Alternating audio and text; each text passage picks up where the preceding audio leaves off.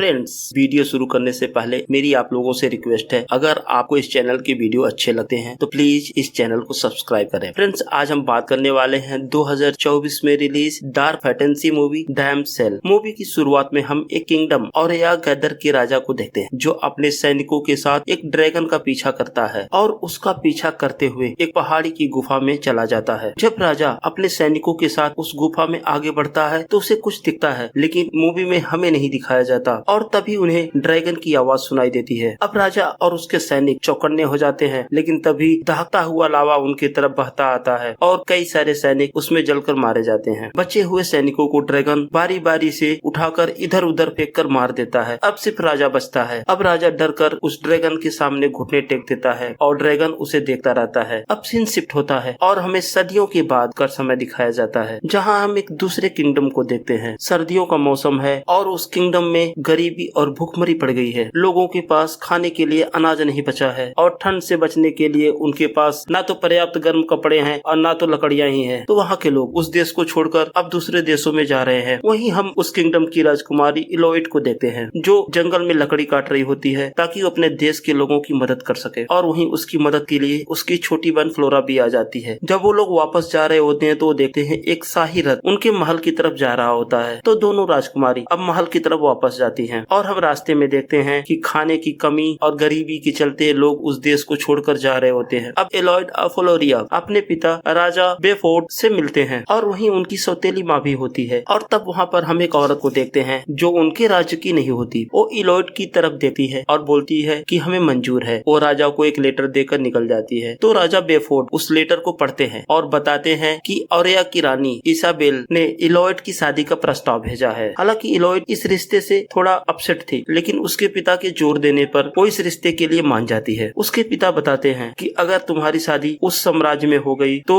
हमें काफी आर्थिक लाभ मिलेगा। अब सीन शिफ्ट होता है और हम देखते हैं इलोइड अपने पिता, अपनी सौतेली माँ और अपनी छोटी बहन के साथ एक जहाज से औरया किंगडम के लिए निकलते हैं। रास्ते में समुद्र में उन्हें घना कोहरा दिखता है। जब वो लोग घने कोहरे को पार करते हैं तो उन्हें बहुत सारे ड्रैगन्स की मूर्तियां दिखती हैं, जिनको देखकर वो लोग थोड़ा सा सरप्राइज हो जाते हैं। लेकिन उस घने कोहरे को पार करने के बाद उन्हें एक टापू मिलता है जहाँ चारों तरफ हरियाली होती है और वो टापू देखने में काफी खूबसूरत भी होता है। अब उन लोगों को लेने के लिए एक शाही रथ आता है। उस शाही रथ से वो लोग राजमहल पहुँचते हैं। जब वो लोग औरया के शाही महल में प्रवेश करते हैं तो देखते हैं वो महल काफी आलीशान होता है, काफी भव्य होता है, जिसे देखकर वो लोग काफी खुश होते हैं। फिर वहाँ का नौकर उन सब लोगों को उनके कमरे में पहुँचाता है। वहीं हम इलोडिया के कमरे को देखते हैं, जिसके कमरे के बाहर का व्यू बहुत ही सुंदर होता है। वो जब बालकनी पर जाती है उसके सामने वाले महल में एक लड़की दिखती है। अब रात हो जाती है लेकिन इलोडिया को बिल्कुल नींद नहीं आती, तो वो टहलते हुए अपने कमरे के बालकनी में जाकर खड़ी हो जाती है। तो उसे दूर पहाड़ियों पर एक आग जलती हुई नजर आती है। हालांकि तब उसे कुछ समझ में नहीं आता। अब अगले दिन इलोडिया का पूरा परिवार रानी इसाबेला से मिलते हैं। इलोडिया के पिता बेफोर्ड से बोलती है कि हम बड़ों को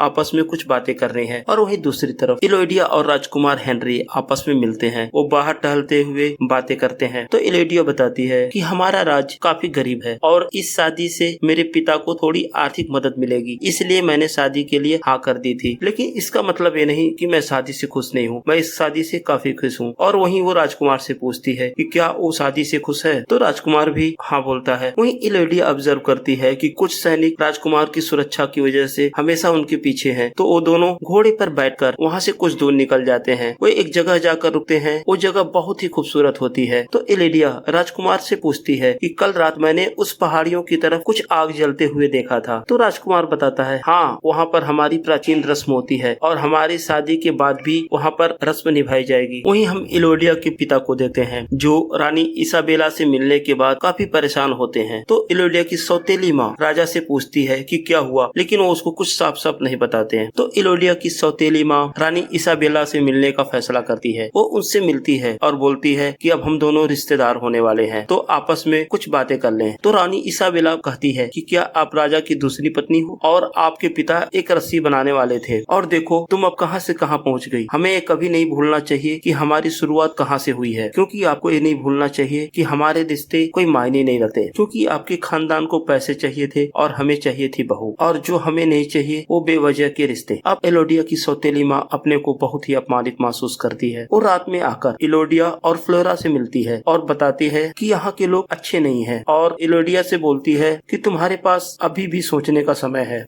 तुम चाहो तो अपना मन बदल सकती हो। लेकिन तभी एलोडिया के पिता वहाँ आ जाते हैं और उसकी माँ को वहाँ से लेकर चले। लेकिन एलोडिया ने उस राजकुमार से शादी करने का फैसला किया और अगले दिन पूरे शाही परिवार के सामने एलोडिया और हेनरी की शादी होती है। शादी के बाद एलोडिया और हेनरी एक शाही रथ से पहाड़ों पर एक गुफा के पास जाते हैं, जहाँ सोने के मुखौटे पहने बहुत सारे लोगों का एक ग्रुप वहाँ उनका इंतजार करता है। इसाबेला एलोडिया को एक सोने का सिक्का देती है और बताती है कि जब हमारे पूर्वजों ने इस जमीन पर कदम रखा तो यहाँ रहने वाले लोगों के साथ एक शैतान भी रहता था, जो अपनी गुफा से निकलकर लोगों पर हमले किया करता था। तो बादशाह आवाम का बदला लेने के लिए अपने सैनिकों के साथ उसके गुफा में गए, लेकिन उस शैतान ने उन सारे सैनिकों को मार दिया और राजा उसके सामने हार गए। और फिर राजा को अपनी तीनों बेटियां बदले में उस शैतान को देनी पड़ी, क्योंकि वो आवाम की शांति चाहते थे। और तब से इस शांति के लिए महिलाओं की बलि देने की प्रथा शुरू हुई। तभी रानी एलोडिया और हेनरी के दोनों के हाथों पे कट मार देती है और दोनों के हाथ एक साथ जोड़ देती है, ताकि हेनरी का शाही खून एलोडिया के खून से मिल सके। अब इसाबेला एलोडिया को उस सोने का सिक्का सामने की खाई में फेंकने के लिए बोलती है। जब वो सिक्का फेंक देती है तो बोलती है अब शादी की रस्म पूरी हुई। फिर हेनरी एलोडिया को अपनी गोद में उठा लेता है। इन सब से एलोडिया काफी खुश होती है, लेकिन उसे नहीं पता होता कि उसकी खुशियाँ बस कुछ पलों की ही है। जैसे ही हेनरी उस पुल पर पहुँचता है तो एलोडिया को उस पुल से नीचे खाई में फेंक देता है। एलोडिया नीचे गिरकर बेहोश हो जाती है। जब उसे होश आता है तो एक गहरी और अंधेरी खाई में अपने आप को पाती है और साथ ही उसे काफी चोट भी लगी होती है। अब एलोडिया अपनी मदद के लिए आवाज लगाती है, वहाँ से चिल्लाती है, लेकिन उसकी मदद के लिए कोई नहीं आता, बल्कि वहाँ सोया हुआ ड्रैगन जग जाता है। ये वही ड्रैगन है जिसे मूवी की शुरुआत में हमने देखा था, जो राजा के सैनिकों को मार रहा था। और इधर एलोडिया उस गुफा से बाहर आने की कोशिश करती है, लेकिन वहाँ के पत्थर काफी चिकने होते हैं, जिससे वो बार बार स्लिप करके नीचे गिर जाती है। वो देखती है कि वहाँ पर और बहुत सारे दूसरे राजकुमारियों के सामान भी वहीं पर पड़े होते हैं। फिर एलोडिया को उस गुफा के एक दर्रे से आग जलती हुई दिखती है। वो जब उसके पास जाती है तो देखती है एक चिड़िया जल रही होती है। उसे दया आ जाती है, वो मिट्टी डालकर उस चिड़िया की आग बुझाती है, लेकिन तभी वो देखती है कि बहुत सारी चिड़िया जलती हुई गिरने लगती हैं। ये देखकर वो काफी डर जाती है। अब एलोडिया का सामना पहली बार वो ड्रैगन से होता है। वो ड्रैगन बोलती है कि तुम्हें कीमत चुकानी होगी, तुम्हारे पूर्वजों ने जो वादा किया था वो पूरा करना होगा, इसलिए तुम्हें मरना होगा, क्योंकि मुझे तुम्हारे रगों से शाही खून की बदबू आ रही है और यही खून तो मुझे चाहिए। अब ड्रैगन अपने मुंह से आग का लावा फूंकती है तो एलोडिया वहाँ से बचकर भागती है, लेकिन उसका पैर जल जाता है। वो आगे बढ़ती है तो उसे एक लड़की की डेड बॉडी दिखती है, जो आधा से ज्यादा जल चुकी थी। ये लड़की कोई और नहीं, वही होती है जिसे उसने कल महल में देखा था। एलोडिया अपने कपड़े फाड़कर अपने पैरों पर पट्टी बांधती है और वो काफी दर्द में होती है। अब एलोडिया हिम्मत करके आगे बढ़ती है। वो देखती है उस गुफा में काफी पतले पतले रास्ते होते हैं। वो उन रास्तों से गुजरती हुई आगे बढ़ती है। थोड़ी दूर आगे जाने पर उसे ब्लू लाइट जलती हुई नजर आती है। जब वो आगे बढ़ती है तो उसके सामने एक ब्लू कलर का पेड़ होता है, जिसमें सब तरफ लाइटें जल रही होती हैं। वो कूदकर उस पेड़ के पास जाने की कोशिश करती है, लेकिन उसका पैर स्लिप कर जाता है और वो खाई में गिरने वाली होती है, लेकिन वो अपनी चाकू की मदद से बच जाती है। जब वो पेड़ के पास पहुंचती है तो देखती है उस पेड़ पर ब्लू कलर के चमकने वाले कीड़े होते हैं। तो एलोडी अपने कपड़ों में उन कीड़ों को भर लेती है, ताकि रास्तों में उनकी मदद से उसे रोशनी मिल सके। थोड़ा और आगे बढ़ने पर उसे एक गुफा में बर्फ मिलता है, तो बर्फ के नीचे आ जाती है। उससे जो बूंदें टपक रही होती हैं उसे पीने की कोशिश करती है, लेकिन तभी वहाँ ड्रैगन आ जाती है और फिर से अपने मुंह से वो लावा फेंकती है। एलईडी वहाँ से डर कर भागती है। वो आगे जाकर गुफा में छिप जाती है तो ड्रैगन बोलती है, कब तक छिपोगी नन्ही परी, तुम्हें भी मरना होगा बाकी राजकुमारियों की तरह। तो एलोडी को वहाँ पर आई हुई पिछली सभी राजकुमारियों के नाम पत्थर पर लिखा हुआ दिखता है और उनके कपड़े भी वहीं पर होते हैं। वो अपने पैर के जख्मों से कपड़े को हटाती है और वहीं सो जाती है। जब वो सो रही होती है तो एलोडी को उन मरी हुई राजकुमारियों के सपने आते हैं, जो उससे पहले इस गुफा में आ चुकी थी। जब उसकी नींद खुलती है तो देखती है कि वो चमकीले कीड़े उसके जख्मों पे सब तरफ चिपके होते हैं। जब वो उन कीड़ों को वहाँ से हटाती है तो देखती है कि उसके सारे घाव ठीक हो चुके होते हैं। वो काफी सरप्राइज हो जाती है। वो समझ जाती है कि ये कोई नॉर्मल कीड़े नहीं है। वो उन कीड़ों की मदद से अपने हाथ पे लगे हुए चोट को भी ठीक कर लेती है। वो जब आगे बढ़ती है तो उसे उस गुफा की एक दीवार पर वहाँ का नक्शा बना हुआ दिखता है। तो एलोडिया उस बने हुए नक्शे को फॉलो करते हुए एक नुकीले क्रिस्टलों की सुरंग तक पहुँचती है। तो उसे वहीं पर एक मुकुट मिलता है। तो एलोडिया अपने कपड़ों को फाड़कर अपने हाथों में बांधती है और उस मुकुट की सहायता से उन क्रिस्टल में फंसा कर वो उस गुफा से बाहर आती है। जब वो ऊपर पहुंचती है तो उसे गुफा से बाहर जाने का एक रास्ता दिखता है। ये देखकर एलोडिया बहुत खुश होती है। उसे लगता है कि अब वो बच गई, अब वो बाहर जा सकती है। लेकिन जब वहाँ पहुंचती है तो देखती है कि वो पहाड़ का एक किनारा होता है जो काफी ऊंचाई पर होता है और उससे नीचे जाने का कोई रास्ता नहीं होता। अब एलोडिया को अपने हालत पर रोना आता है। इतनी मेहनत करके ऊपर आई लेकिन अभी भी वो बाहर नहीं निकल सकती थी। तो एलोडिया वहीं थोड़ी देर बैठ जाती है। वो वहाँ से देखती है दूर उसे महल नजर आता है, लेकिन जब वो नीचे देखती है तो कुछ लोग घोड़े पे सवार होकर गुफा की तरफ आते हुए नजर आते हैं। एलोडिया उन्हें आवाज लगाती है लेकिन कोई फायदा नहीं होता। वो काफी ऊंचाई पर होती है, उसकी आवाज नीचे कोई नहीं सुन पाता। लेकिन तभी वहाँ वो ड्रैगन आ जाती है। वो फिर से हमला करती है लेकिन एलोडिया उस गुफा के अंदर चली जाती है। तो ड्रैगन बोलती है कि 3 जानें ली गई थी और 3 ही देनी होंगी। तभी एलोडिया को उस गुफा के नीचे से उसके पिता की आवाज आती है जो एलोडिया को ढूंढ रहे होते हैं। तो ड्रैगन वहाँ से चली जाती है। अब हम देखते हैं एलोडिया के पिता कुछ सैनिकों के साथ उस गुफा में एलोडिया को ढूंढते हुए आते हैं। वहीं दूसरी तरफ एलोडिया अपने पिता की आवाज का पीछा करते हुए उस गुफा में नीचे आती है। तो उसे एक जगह पर बहुत सारे मुकुट और सोने की ज्वेलरी दिखती है और साथ ही 3 नवजात मरे हुए ड्रैगन के बच्चे अंडों के साथ दिखते हैं। तब वो समझ जाती है कि रानी ने उससे झूठ बोला, जबकि सच ये था कि हजारों साल पहले उस राजा ने उस ड्रैगन की 3 बेटियों को मार दिया था, जिसकी वजह से ड्रैगन गुस्से में आकर राजा के सैनिकों को मार देती है। तो एलोडिया को उस ड्रैगन के कहे हुए शब्द याद आते हैं कि 3 जानें ली गई थी और 3 ही देनी होंगी। वहीं एलोडिया के पिता उसको आवाज देते हैं तो उनकी आवाज सुनकर ड्रैगन वहां आ जाती है और सैनिकों को मार देती है। वो एलोडिया के पिता बेफोर्ड के सामने होती है। तो बेफोर्ड उससे बोलता है कि मैं अपनी बेटी को यहाँ लेने आया हूँ, और अपनी तलवार निकालते हैं और ड्रैगन पर हमला करते हैं। लेकिन ड्रैगन अपनी पूंछ से राजा को पकड़ लेती है और उल्टा लटका देती है, जिससे तलवार छूटकर नीचे गिर जाती है। वहीं एलोडिया छिपकर ये सब देख रही होती है। ड्रैगन बेफोर्ड को बताता है कि एलोडिया जीवित है और वो यहीं पर है। मैं उसके शाही खून की खुशबू को सूंघ सकती हूँ और तुम अपनी बेटी को बुलाओ। तो बेफोर्ड कहता है कि बेटी अगर तुम यहाँ पर हो सामने मत आना। तो ड्रैगन को बेफोर्ड की बातों पे गुस्सा आ जाता है और वो बेफोर्ड को वहीं मार देती है। अपने पिता को मरता हुआ देख एलोडिया के मुंह से चीख निकल जाती है। उसकी चीख को सुनकर ड्रैगन उसके तरफ उसको ढूंढते हुए जाती है। लेकिन तभी हम देखते हैं एक सैनिक जो जिंदा होता है और एक खंबे के पीछे छिपा होता है। उसके पैरों की आवाज सुनकर वो ड्रैगन उसके तरफ चली जाती है। मौका पाकर एलोडिया अपने पिता के पास आती है। वो अब मरने वाले होते हैं। वो उसको बताते हैं कि उसकी सौतेली माँ और बहन बंदरगाह पर उसका इंतजार कर रही है, उसे वहाँ से भाग जाना चाहिए। अब एलोडिया अपने पिता को आखिरी बार अलविदा कहकर वहाँ से भागती है और रस्सियों के सहारे गुफा में ऊपर चढ़ती है और इधर ड्रैगन उस सैनिक को मार देती है। तभी उसे एलोडिया दिखती है जो रस्सियों के सहारे ऊपर जा रही होती है। वो अपने मुंह से आग फूंकती है, लेकिन तब तक एलोडिया गुफा से बाहर निकल जाती है और अपने पिता के घोड़े पर बैठकर वहाँ से निकल जाती है। ड्रैगन उसका पीछा करती है तो एलोडिया कुछ दूर आगे जाकर घोड़े से उतरकर एक पत्थर के नीचे छुप जाती है। अब ड्रैगन काफी गुस्से में होती है। वो बाहर आती है और अपने मुंह से आग का लावा सब तरफ बिखेरने लगती है और हम देखते हैं उस पहाड़ पर सब तरफ आग ही आग होती है। और ये सब सीन रानी अपने महल से देख रही होती है। अपने किंगडम को बचाने के लिए दुबा एलोडिया की छोटी बहन फ्लोरिया को पकड़ लेती है और उसे लेकर उसी गुफा के पास जाती है। फिर अपने हाथ पर कट लगाती है और फ्लोरिया के हाथों पे कट लगाकर शाही खून मिक्स करके फ्लोरिया को उसी गुफा में फेंक देती है। वहीं दूसरी तरफ एलोडिया अपनी सौतेली माँ से मिलती है तो उसकी माँ बताती है कि तुम्हारी जगह पर तुम्हारी छोटी बहन फ्लोरिया को ले गई और तुम्हारी जगह पर उसकी बलि देगी। तो एलोडिया अपनी बहन फ्लोरिया को बचाने के लिए निकल पड़ती है। जब वो उस गुफा में पहुंचती है तो उसे अपनी बहन की चीखें सुनाई देती है। वो उस पुल पर जाती है और रस्सी को काटकर उसके सहारे से उस खाई में उतरती है। वो उन कीड़ों के पेड़ के पास जाती है और ढेर सारे कीड़े कपड़ों में इकट्ठा करती। वहीं दोबारा उस मैप को देखती है और समझने की कोशिश करती है कि ड्रैगन कहाँ पर होगी और किस तरह से उस तक पहुंचा जाए। वो मरे हुए सैनिकों के सामान को इकट्ठा करती है और अपने पिता की तलवार को लेकर आगे बढ़ती है। वो आवाज करके ड्रैगन का ध्यान भटकाती है ताकि वो फ्लोरिया के पास पहुंच सके। वो अपनी बहन फ्लोरिया के पास पहुंच जाती है, लेकिन दोबारा ड्रैगन उसके सामने आ जाती है। तो एलोडिया अपना तलवार निकालती है और ड्रैगन के सामने खड़ा होकर बात करती है। वो बोलती है कि हम दोनों से झूठ बोला गया। उन्होंने मुझसे कहा था कि तुमने गाँव वालों पर हमला किया, लेकिन असल में उन लोगों ने तुम्हारे बच्चों को मारा था। जब ड्रैगन कहती है कि वो लोग तो तुम्हारे पूर्वज ही थे और तुम्हारे ही खून थे। मेरी बेटियां मेरे वंश की आखिरी निशानियां थीं, जिसे तुम्हारे वंशज ने मार दिया, तो इसलिए मैं भी तुम्हारे वंशज की बेटियों को मारती रहूंगी। तो एलोडिया बोलती है कि हम उनकी बेटियां नहीं हैं। लेकिन तभी वो ड्रैगन उस पर हमला कर देती है, जिससे एलोडिया सामने पानी में गिर जाती है और उसके हाथ भी जल जाते हैं।